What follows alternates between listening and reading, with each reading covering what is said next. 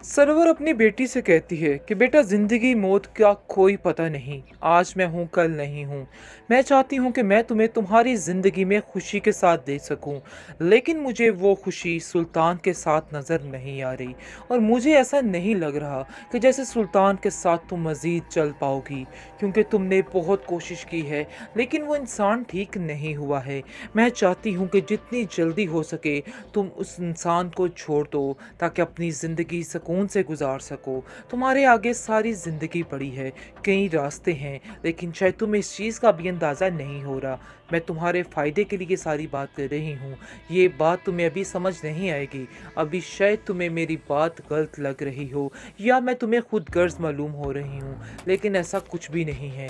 ये सब तुम्हारे ही फ़ायदे के लिए है, तुम्हारे लिए बेहतरी है। अगर तुम इस बात को समझ जाओगी, कोई फ़ैसला कर लोगी, ये तुम्हारे हक़ में बेहतर होगा।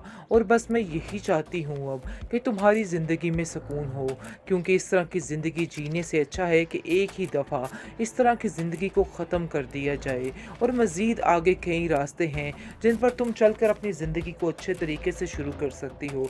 जिस पर असरा काफ़ी उदास हो जाती है और कहती है कि मैं जानती हूँ कि आप मेरे फ़ायदे के लिए ये सब कुछ कह रही हैं, लेकिन मेरे लिए ये सब कुछ करना बहुत मुश्किल है। मैंने वाकई में बहुत ज़्यादा मोहब्बत की है सुल्तान को, और दिल से इस रिश्ते को कबूल किया है, लेकिन इतना बड़ा कदम मैं कैसे उठा सकती हूँ, कैसे सुल्तान को मैं छोड़ सकती हूँ। लेकिन वो कहती है कि मेरा भी अब यही दिल है, क्योंकि अब मैं भी इस रिश्ते के हाथों थक चुकी हूँ, और मज़ीद यही चाहती हूँ कि ऐसा ही हो। इस तरह की बातों ने मेरा जीना जीवन कर रखा है, और दिन रात सुल्तान के ताने मुझे मज़ीद परेशान करते हैं।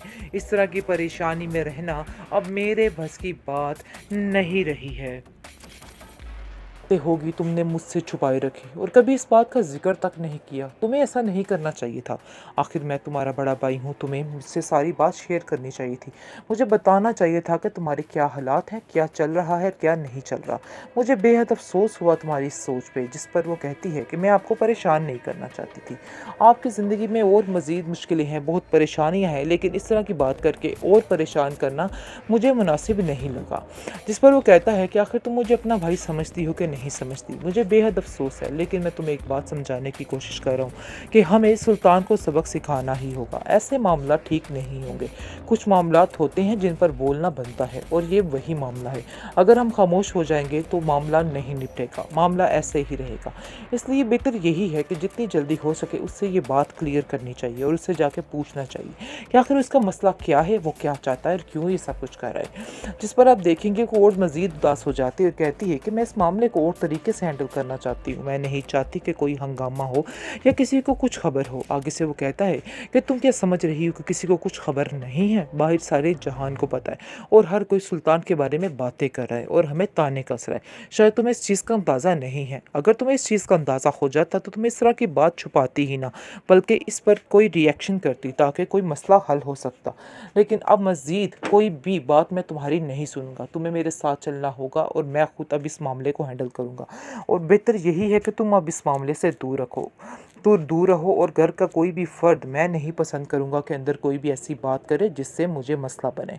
आगे से वो कहती है कि ठीक है, अब मैं ये सारे मामलात आपके सपुर्द करती हूँ। मुझे यकीन है कि आप अच्छे तरीके से इसको हैंडल करेंगे, लेकिन तरीके से बात कीजिएगा। ऐसा ना हो कि हालात मज़ीद बिगड़ जाएँ, और मैं नहीं चाहती कि आप लोगों का मज़ीद कोई तमाशा बने। आगे से उसका भाई उसको समझाता है कि इसमें हमारा तमाशा नहीं, बल्कि सुल्तान का अपना ही तमाशा बनेगा। तुम इन बातों की टेंशन मत लो। सरवत बेगम ने सुल्तान की ऐसी अकल ठिकाने लगाई है कि वो आगे से बात करने से पहले 10 दफ़ा तो सोचेगा कि उसे ये बात करनी चाहिए कि नहीं करनी चाहिए। उल्टा आकर वो असरा के बारे में इस तरह की बातें कर रहा था, और बार बार इसरार को अंदर लेके आने की कोशिश कर रहा था, जिसकी वजह से उसकी माँ को काफ़ी ज़्यादा गुस्सा आ गया, क्योंकि वो हकीकत तो सारी जानती है कि आखिर किस पाँव बिक रही है, बाहर क्या हो रहा है, क्या नहीं हो रहा।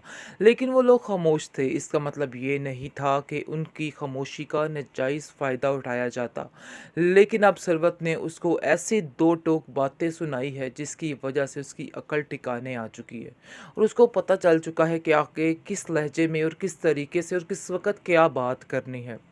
और आप देखेंगे कि बहुत ज़्यादा गुस्से में आ जाता है सुल्तान, और उसको समझ आ जाती है कि सारी लगाई बुझाई जो है वो असरा की है। इसलिए वो घर बड़े गुस्से से आके असरा को कहता है कि तुमने अपना जो काम करना था वो कर लिया है, जिस पर असरा काफ़ी हैरान और परेशान होती है, क्योंकि उसको तो इस चीज़ का इल्म ही नहीं होता कि आखिर क्या चल रहा है, इसकी कैसे जलालत हुई है और क्या हुआ क्या नहीं। वो किसी बात के बारे में कुछ नहीं जानती है, लेकिन वो समझ रहा होता है कि इसको हर बात का पता है, और उसको कहता है कि ज़्यादा नाटक करने की ज़रूरत नहीं है। मैं तुम्हारी ड्रामेबाजी को बड़े अच्छे तरीके से समझता हूँ, मुझे पता है कि तुम जो कह रही हो झूठ बोल रही हो।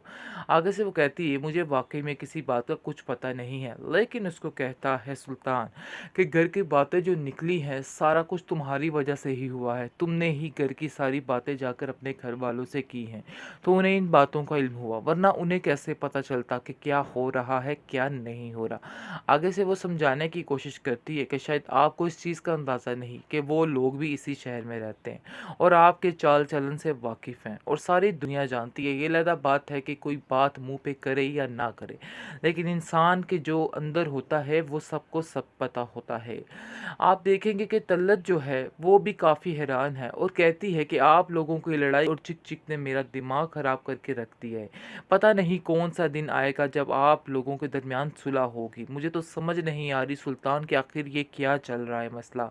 इस माजरे को ख़त्म क्यों नहीं करते हो? क्यों अपने दिलो दिमाग से ये अना का पर्दा, अना की पट्टी क्यों नहीं हटाते हो? आगे से सुल्तान कहते हैं कि आपको हमारे मामलात में बोलने की बिल्कुल भी ज़रूरत नहीं है। हाँ, अगर आपको कुछ कहना है तो असरा को समझाइए, क्योंकि आपका फ़र्ज़ बनता है कि आप असरा को सारी बातें समझाएँ। क्योंकि उसको असल में गुस्सा सरवत का है कि सरवत ने इस तरह से किस लहजे में उससे बात की है, वो इस चीज़ को कभी नहीं भूल पा रहा है, और उसके दिल में बार-बार वो बातें तीर की तरह चुभ रही हैं कि आखिर ये क्या हुआ और क्या ना हुआ। बहुत ज़्यादा परेशान हो चुका है और उसको समझ नहीं आ रही कि आखिर अपने आप को सही साबित करने के लिए वो क्या करे, क्योंकि उसने अपनी ज़िंदगी में कभी हार को नहीं देखा है। इसलिए वो इन सब बातों को एक्सेप्ट नहीं कर पा रहा कि कोई उसके बारे में भी ऐसा कर सकता है, ऐसा सोच सकता है। इस बात की टेंशन ने उसको दिन रात पागल करके रखती है। लेकिन दूसरी तरफ असरा काफ़ी परेशान हो चुकी है, क्योंकि हर बात मानने के बावजूद, सब कुछ करने के बावजूद उसको कुछ हासिल नहीं हो रहा है, और इस चीज़ की नाकामी ने उसको परेशान कर दिया है। मशाल उसको काफ़ी ज़्यादा समझाती है और कहती है कि फ़िक्र मत करो, सब ठीक हो जाएगा, थोड़ा सब्र तो हमल से काम लो। आगे से वो कहती है कि सब्र करके ही बैठी हूँ, लेकिन मुझे नहीं लगता कि ये मामलात सुधरने वाले हैं।